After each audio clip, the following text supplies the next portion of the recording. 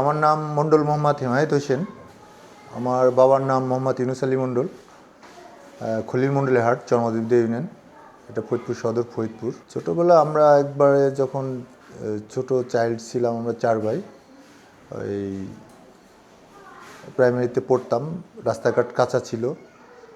ওই বর্ষাকালে কাদার ভিতর দিয়ে আমরা এই কাপড় চেঞ্জ করে স্কুলে আসতাম। চার ছিল, সাঁকু ছিল, সাঁকু দিয়ে স্কুলে আসতাম। এভাবে আস্তে আস্তে প্রাইমারি শেষ করে হাই স্কুল ও তখনও আমাদের রাস্তাঘাটগুলো একটু কাছে ছিল।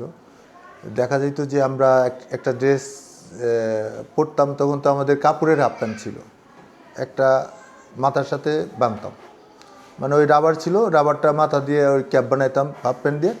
ব্যাগ নিয়ে, বই নিয়ে, ব্যাগ তো ছিল না, বই নিয়ে ওইভাবে চলে আসতাম। যখন নাকি 7 রান লাগতো, রাস্তা ভেঙে গেছে, এরকম হতো যে আমরা আসতেছিলাম, ওই বর্ষায় রাস্তাটা ভেঙে গেছে, স্রোত প্রচুর, ওখানে সাঁকু নাই, তখন আমাদের ওই পদ্ধতি অবলম্বন করতে হতো। আমরা স্কুলে আসতাম ওই স্রোতের ভিতর দিয়ে ঘুরে এই পার হয়ে আসতাম। ওই প্যান্ট যেটা আছে ভিজে যাবে, ওই ব্যাগটা প্যান্টটা খুলে নিয়ে চলে যেতাম এই স্রোতের ভিতর দিয়ে, আবার পার যেয়ে পড়তাম। এভাবেই প্রাইমারি, তারপরে হাই স্কুল, পরে মাঝখানে জেলা স্কুলে যাই পড়তে। ফরিদপুরে জেলা স্কুলে ইন্টারভিউর মাধ্যমে চান্স পাই, পড়তে যাই খুব উৎসাহ উদ্দীপনা নিয়ে। পরিবারের ধন্যতা ছিল। বাবা, আমরা 4 ভাই। আমার বাবা এক সময় হার্ট পরিশ্রম করতো, খুব পরিশ্রম করতো বলতে, ফরিদপুর থেকে এই 10-12 কিলোমিটার রাস্তা মাথায় করে, ওই সময় কাঁচা রাস্তা ছিল, যানবাহনের ব্যবস্থা ছিল না, মাথায় করে চাল, আটা এগুলো আইনে বিক্রি করতো মমিনখার হাটে, খলিলমন্ডলের হাটে, এবং সেখান থেকে উপার্জিত অর্থ আমার ফুপুরা, চাচারা, আমরা একসাথে ওইভাবে আমাদেরকে মানে বাঁচতে হইতো। এইভাবে আমার বাবার জীবনটা শুরু। এরপরে থেকে আমরা 4 ভাই যখন একসাথে পড়াশোনা করি, তখন আমরা ক্রাইসিসের মধ্যে ছিলাম। আব্বা তো অনেক পরিশ্রম করছে, আমরা 4 ভাই একসাথে পড়াশোনা করছি। আমরাও টাকা পয়সার অভাবে সে ভালো জায়গায় পড়াশোনা করতে পারিনি। বড় ভাই ঢাকা ইউনিভার্সিটিতে চান্স পাওয়ার পরেও ও পড়তে পারে নাই, ওই চারুকলায় চান্স পাইছিল। আমি ইন্টারমিডিয়েটে ঢাকা ইউনিভার্সিটিতে ওয়েটিং লিস্টে চান্স পাওয়ার পরে আমি টাকার জন্য ভর্তি হতে পারিনি। ওই সময় আমাকে সাপোর্ট দিতে পারেনি। সময় পার হয়ে গেছে, তারপরে আমি যদিও সহযোগিতা আশ্বাস পেয়েছি। তো এরপরে থেকে আমি আইসা গ্রামে রাজেন্দ্র কলেজে অনার্সে ইকোনমিক্সে ভর্তি হই। পাশাপাশি গ্রামে একটা কিছু শুরু করি আর কি, স্বল্প পরিসরে। এই কী করবো, পোলাপান পড়াইতাম। প্রথমে এই হাই স্কুলের যে বাচ্চারা আছে ফ্রি পড়াইতাম, 7, 8, 9, 10 ইংরেজি পড়াইতাম, অঙ্ক করাইতাম, ফ্রি পড়াইতাম। বাজারে আমাদের একটা ঘর আছে, ওই ঘরে ফ্রি পড়াইতাম। পরবর্তীতে কমার্শিয়ালি কিছু টাকা পয়সা ওটা যে যা দিত ওইভাবে পড়াইতাম। এর মধ্যে দিয়ে বিয়ে শাদি করি 2003 সালে। পরে জব নাই, চাকরি নাই, টাকা পয়সা নেই। পরে মাটির খাতে কাজ করতাম। এক পর্যায়ে মাটি বিক্রি করতাম। আমরা এই ট্রাকে মাটি বিক্রি করতাম। এক জায়গার থেকে একটা জায়গায় এক মালিকের কাছ থেকে মাটি কিনতাম 20 টাকা গাড়ি। ওই লেবার ঠিক করতাম, 70-80 টাকা দিতাম লেবারে ভরায়, লোড আনলোডে। আবার ওই ট্রাক ঠিক করতাম 1000-1200 টাকা করে। ওই করে এক গাড়ি মাটি বিক্রি করলে দেখা গেল যে 350 টাকা বেচলে 50 টাকা থাকতো। এরপরে মাটির খাতে কাজ করছি দীর্ঘদিন। এরপরে হাটের খাজনা উঠানের ব্যবসা করছি। হাটে ইজারা নিয়ে ওইখানে খাজনা উঠাইছি, আবার হাট মিলাইছি। হাট খলিলমন্ডল হাট নিয়ে খলিলমন্ডল হাটে নিজে খাজনা উঠাইতাম, কালির খাজনা উঠাইতাম, ভুসিমালের খাজনা উঠাইতাম। আবার নিজে ভুসিমাল কেনা শুরু করলাম তখন। আবার একটা পেঁয়াজের হাটও মিলাইছি খলিলমন্ডল হাটে। এরপরে মোমিনখার হাটও এরকমই, ওই পেঁয়াজের হাটটা আমরাই মিলাইছি ইজারা নিয়ে। পাশাপাশি কৃষিকাজকর্মের দিকে একটু ঝুঁকেছিলাম। কৃষিকাজকর্ম ভালো লাগতো ছোটোবেলার থেকেই। যতটুকুই কৃষিকাজকর্ম হইতো বাড়িতে, কৃষিকাজকর্ম হইলে ওই লেবারের ভাত নিয়ে যাইতাম, মাঠে কৃষকের ভাত নিয়ে যেতাম, মাঠে বসে খাইতাম। এই ধরনের অভিজ্ঞতা কিছুটা আগে থেকেই ছিল। আমাদের বাড়িতেই হয়তো এই গল্পের আসর হইতো। আমাদের 2 দাদা ছিল, মোনা দাদা, গনি দাদা। একজন বেহুলা লক্ষিন্দারের কিচ্ছা গাইতো এই রাখালদের নিয়ে। ধান কাটার সময় রাখাল টাকাল বেশি থাকতো, এটা মজমা হইতো। আর গণি দাদা হইলো পুঁথি পড়তো। গরু দাবড়াইতো, আমাদের একটা গরু ছিল তাজা, দাবড়াইতো। গরুর রেস, রশি ছিঁড়ে আসতে হবে, ওই নিয়ে বাঁধিয়ে দিত ওই গরু দাবড়ানির মাঠে, গরুর রশি বাঁধিয়ে দিত, রশি ছিঁড়ে গরু ছুটে আসবে এরকম। হ্যাঁ, ষাঁড় গরু। এই গরু দাবড়ানকে কেন্দ্র করে বাড়িতে উৎসব করে যেত, বাড়িতে পিঠা বানানো হইতো, গরুরে বিশেষ খাবার দেওয়া হইতো, মানুষজনদের বিশেষ খাওয়া হইতো, আনন্দ ফুর্তির একটা হইতো ছোটোবেলায়। স্কুলটা যখন করি তখন হলো আমি আসলে মাটির খাতে কাজ করতাম, খাজনা উঠাইতাম। এই অঞ্চলে কোনো স্কুল নাই, এইটা একটা ইউনিটের মধ্যে, পুরো একটা ওয়ার্ডের মধ্যে। তখন ছিল 9টা গ্রাম, এর মধ্যে কোনো স্কুল নাই। এই জায়গাটা ছিল নদী দ্বারা বিচ্ছিন্ন, এই জায়গা যাতায়াত ব্যবস্থাটা খুব খারাপ ছিল। এইখানে থেকে যারা পড়াশোনা করতো ওরা ওই রকম কষ্ট করে আমাদের ওই খলিমুল্লাহাটে যাইতো বা এইখানেই বেশি যাইতো, কিন্তু এইখানে কোনো স্কুল কেউ প্রতিষ্ঠা করে নাই বা এটা নিয়ে ভাবে নাই। তা আমার চিন্তা হইতেছিল যে এইখানে একটা স্কুল করা যায়। তা আমাদের কিছু জায়গা ছিল বাবার ওই পাশে, ওইদিকে আমি ওই জায়গাটা স্কুল করার চিন্তা ভাবনা করছিলাম। ওইখান থেকে বাবা আমাকে কিছু জায়গা দিছিল, কিন্তু জায়গাটা একটু রিমোট হয়ে যায় দেখে পরবর্তীতে এদিকে একটু জনবসতি বেশি, ঘনবসতি, এই দেখে এইখানে যে স্কুলটা করলাম উনি আমাকে খুব ভালোবাসত। ওনার এই জায়গাটা ওয়েস্টেজ ছিল, পড়েছিল, ওনাকে বুঝাইলাম, জানাইলাম যে এরকম একটা স্কুল করতে চাই, আপনি একটু হেল্প করেন। তারপর উনি আমাদেরকে জায়গাটা দিছে, হেল্প করছে। আমি যদিও ওনার জায়গাটা তখনকার কিছু টাকা পয়সা দিছি, মূল্য দিছি, কিন্তু উনি যে জায়গাটা দিছে এই জন্য ওনার উপরে আসলে কৃতজ্ঞ, যে উনি জায়গাটা না দিলে এইখানে স্কুলটা হইতো না, অন্য জায়গা হইলে হইতো। তো এইভাবে যখন স্কুল করি তখন এখানে একটা বনের বাতা ছিল, এলাকার লোকজনকে ডাইকে নিয়ে সমন্বয় করে আমরা নিজেরাই মাটি গাইটা, নিজেরাই টিচাররা ঘরটার উঠে এভাবে স্কুলটা করি। আল্লাহর রহমতে স্কুলের প্রতিষ্ঠার পর থেকে স্কুলের রেজাল্টও ভালো, আর এলাকার সবাই ভালো, আন্তরিক। কিন্তু দুঃখজনক হইলে সত্যি যে স্কুল করার সময় টিচার নেওয়ার ক্ষেত্রে একজন এসএসসি পাস এই 4টে গ্রামের ভিতরে আমি ম্যানেজ করতে পারি নাই। যখন আমরা জমিটা রেজিস্ট্রি করি আর কি, যখন আর কি পার্মানেন্টলি আমাদের শিক্ষা কমিটির অনুমোদন বা এই সমস্ত এমপিওভুক্ত প্রক্রিয়ার দিনে যখন যাই, পাইনি। পরে আমরা এই টিচাররা সবাই টাকা পয়সা দিয়ে এখানে গড়টার ওই জমি আমি নিয়ে দিছি, গড়টার আমরা সবাই মিলে করে তারপরে থেকে ছিলাম। এভাবে সরকারের সুযোগ সুবিধার কারণে এখন আল্লাহর মতো খুব ভালো স্কুল, এবং খুব ফরিদপুরে খুব আমাদের প্রাথমিক শিক্ষা ক্ষেত্রে এখানে আমাদের পরিচিতি এবং ভালো একটা সুনামের সাথে আমরা আছি এই স্কুলটা। এই প্রসেসে যাইতে আমাকে অনেক দৌড়াইতে হয়েছে, অনেক। তখন তো কোনো বেতন ছিল না টিচারদের, আমি নিজস্ব ওই নিজেই এটা করি ওটা করি, সব কিছু মিলাই খুব কষ্ট হয়েছে, অর্থনৈতিক সমস্যা ছিল। অফিসে একটা কাগজ নিয়ে তো অনেক দৌড়াদৌড়ি করতে হয়েছে, অফিসে কাজকর্ম করতে, এমপিওভুক্ত প্রক্রিয়ায় যাইতে অনেক দৌড়াদৌড়ি করতে হয়েছে। কিন্তু তারপরেই যখন আমরা এমপিওভুক্ত প্রক্রিয়াধীন ছিলাম, এটা জাতীয়করণকৃত একটা ঘোষণা আসলো, আমাদের আর এমপিওভুক্ত না, আমরা এই জাতীয়করণকৃত স্কুলগুলোর মধ্যে 3য় ধাপে আমাদের স্কুলগুলো জাতীয়করণ করা হলো। ওই সময় থেকে প্রতিষ্ঠাতা হেডমাস্টার হিসেবে আমাকেই ওই স্কুলের যাবতীয় কাজকর্ম করতে হয়েছে, দৌড়াদৌড়ি সব কিছু আমি করছি। পরবর্তীতে সব প্রশংসা সৃষ্টিকর্তার, জাতীয়করণ হয়ে গেছে। আমি এইগুলোর পাশাপাশি কৃষি কাজকর্ম করতাম, করি এখনও। পাশে কিছু ব্যবসাও করি, কৃষি কাজকর্ম, কৃষিভিত্তিক কিছু রিলেটেড ব্যবসা আছে। কৃষি কাজকর্মে উদ্বুদ্ধ হওয়ার পিছনে কারণ হইল, আমি প্রথমে 6 বিঘা জমিতে মিষ্টি কুমড়া লাগাই আমার এক পার্টনারের সাথে, 2 জনে। 68,000 টাকা খরচ হয়। আমি এই 4 মাসের মধ্যে 2,30,000 টাকা বিক্রি করি। তখন আমি চিন্তা করি এ তো একটা শিল্প। 6 বিঘা জমি মিষ্টি কুমড়া লাগাই, 19-20 সালে হবে। তো ওইখানে 68,000 টাকা খরচ করছি 6 বিঘায়, 2 জনে মিলে। টাকাটা একসাথে লাগে নাই, আর টাকাটা আমার আসার সময় একসাথে আসছে। আমি অনেক টাকা পাইছি, এককালীন আমি অনেক টাকা পাইছি। 68,000 টাকা খরচ করে 2,30,000 টাকা পাইছি।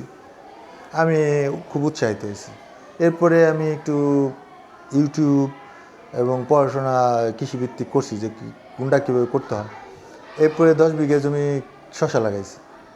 4 লক্ষ টাকার মতো আমার টোটাল খরচ। আমি প্রায় 11 লক্ষ টাকা বিক্রি করছি।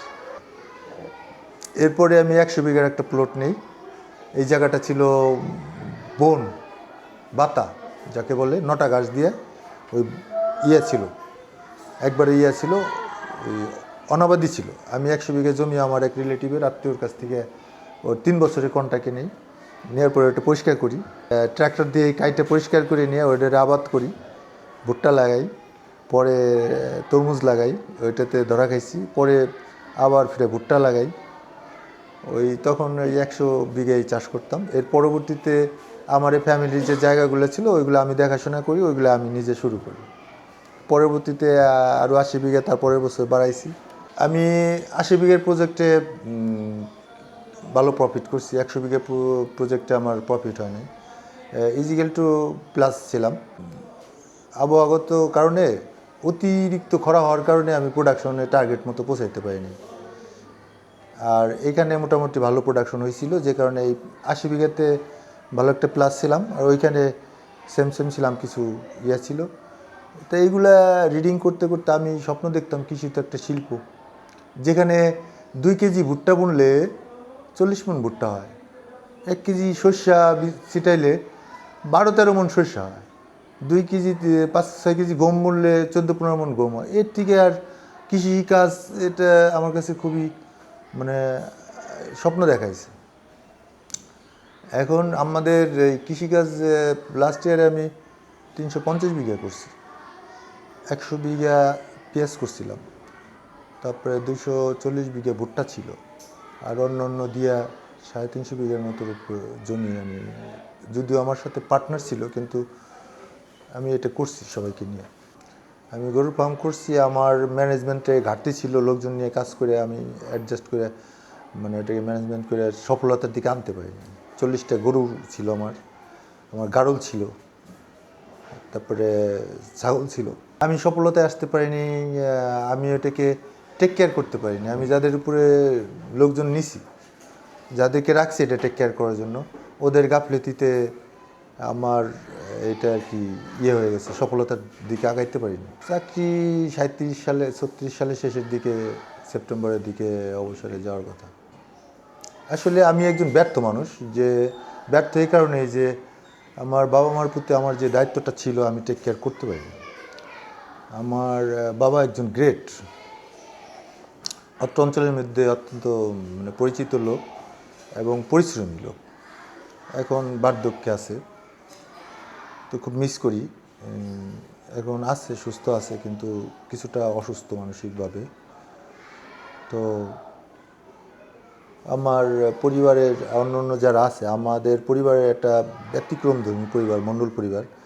আমাদের সবাই, আমরা চাচা, ভাস্তা, ভাই বোন, খালাতো ভাই, মামাতো ফুফাতো ভাই বোন, আমাদের টোটাল মিলায় আমরা যেখানেই যাই আমাদের মনে হয় যে এটা আমার বাড়ি, এটা আমার পরিবার।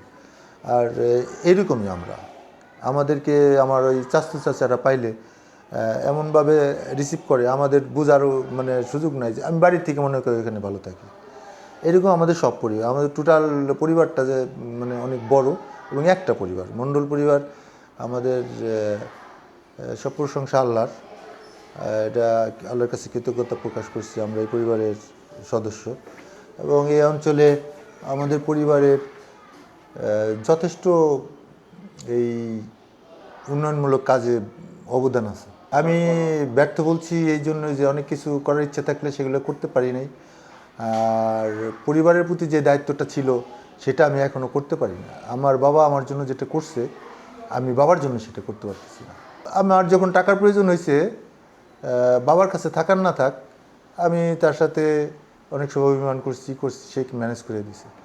এখন আমার বাবা যে তার প্রতি যে আমার দায়িত্বটা, মানে দেখাশোনা, তার ট্রিটমেন্ট, সব কিছু মিলে তার যেটা প্রাপ্য আমার কাছে, আমি যেটুকু করতেছি এটুকু আমি স্যাটিসফাইড না, আরও আমার কিছু করার উচিত ছিল।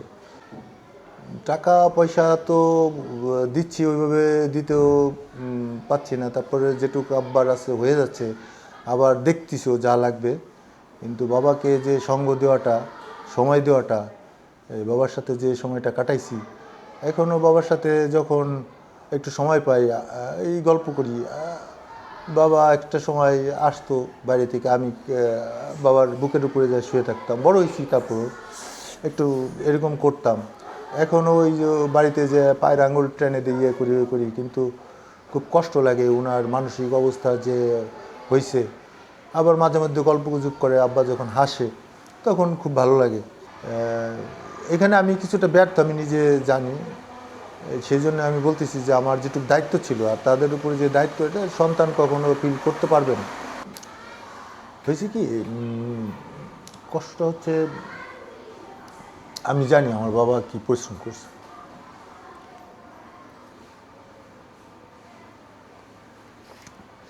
এখন যেটা তার প্রাপ্য ছিল অনেকটা অসুস্থ।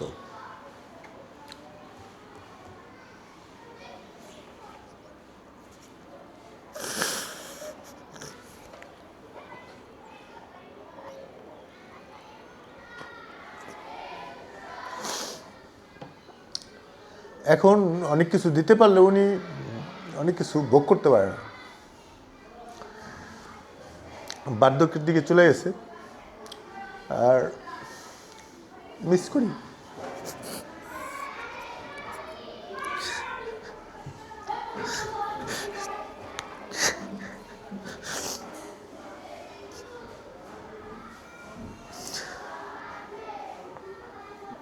আমার বাবার পকেটে একটা নোটবুক থাকে এতটুকু, ওটাতে অনেকগুলো নাম্বার লেখা আছে বিভিন্ন জায়গায়। আমার আব্বা তো ব্যবসা করতে, ব্যবসা খাতিরে বাংলাদেশে বিভিন্ন প্রান্তে তার লোকজন আছে, ওইটার নাম্বার লেখা আছে। ওই নোটবুকটা এখনও তারপর, ওইটার বয়স অনেক, কিন্তু নোটবুকটা ওনার বুক পকেটে থাকে।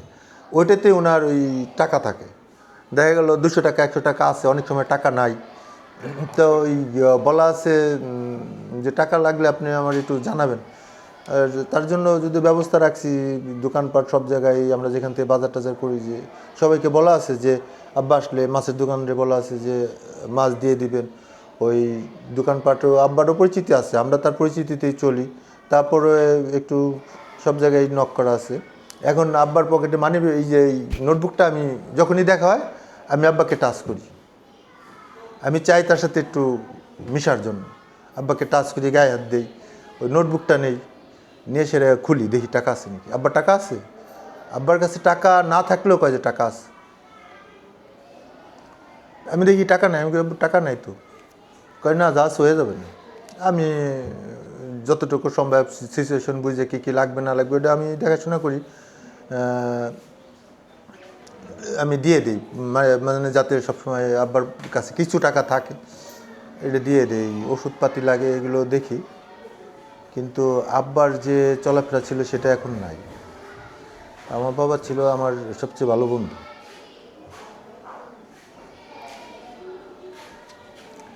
বড় ভাই আছে, মেজো ভাই আছে, ছোটো ভাই আছে একটা। তো আমি মনে করি যে এইখানে বাবা মা যতদিন আছে এইখানে একটা সুখ আছে, এদের সাথে মিশা দেওয়া এবং তাদের প্রতি টেক কেয়ার করা আর দায়িত্ব থেকে যায়। আমি খুব এনজয় করি, কিন্তু তারপরেও আমি এটা করাই এনজয় করি। এবং আমি কোথায় কী গ্যাপ হচ্ছে, বাবা মার কী করতে পারতেছি না সেইটাও মিস করি, কিন্তু সব পূরণ করতে পারি না। আমার একটা ছেলে আছে, ক্লাস 10-এ পড়ে।